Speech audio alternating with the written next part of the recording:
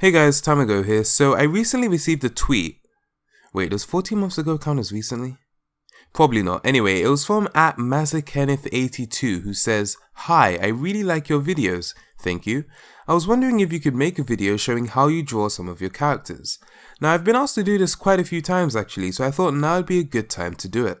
Over the years I've had quite a few different art styles, but the one I'm most comfortable with is the one you see in my videos most often. You know, it's the one I used to represent myself with as Tamago. And this art style is based around the fact that I can barely draw.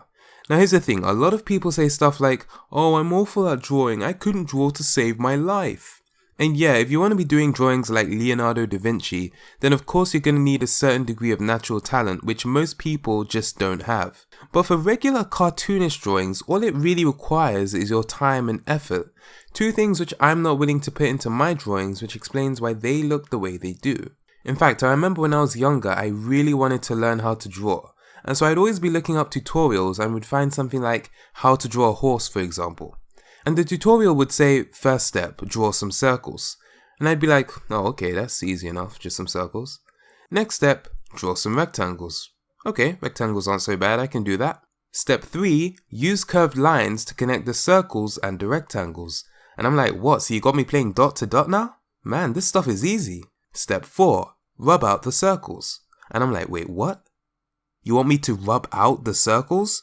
Do you know how long it took me to draw those things and now I'm supposed to just get rid of them?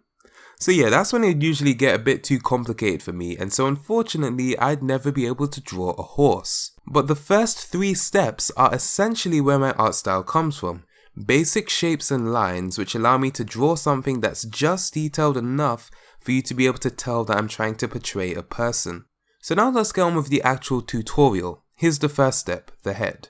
What we're going to do is draw a circle, and don't worry if it's not perfect. In fact, we don't want it to be perfect. What we do want is a little bit of skew. And then after that, we're going to draw the body, and all that is a line down here, another line down here, and then to close it off and form the body shape, we'll just connect the 2 lines like this. The next part is easy. We just draw 4 lines, 2 arms and 2 legs. You can draw them in whatever position you want, but for the sake of this tutorial, I'm just going to have them in a neutral standing position. And then I might add a couple of nibs to the legs to make feet. Now that we've got the body done, we can move on to the face. And this part's super easy. I usually start off with the eyes, which are literally just 2 dots. I might apply a vertical stretch sometimes to make them longer, but we'll just leave them as regular dots for now. Moving on to the mouth, I'll just draw a normal open mouth shape, as though he's in the middle of talking. So that's just a curve like this, followed by a curved line down, and then to the right to form the tongue. And then we'll just fill the rest of it in black. So that's pretty good, but if you want to have a more emotive character, then it will help to give them eyebrows, which are really useful for showing different expressions. And they're really easy too. I'll just draw one here, and here, which gives him a sort of surprised look. And there we have it, that's how I draw my characters. Now another question I get asked all the time is what software I use for my videos. And it gets quite annoying actually, because I did make a video, The Facts, in which I answered this question in a fair amount of detail. But not only that, if you go to the about page of my YouTube channel, you'll see that in the FAQ section, that is literally the only question.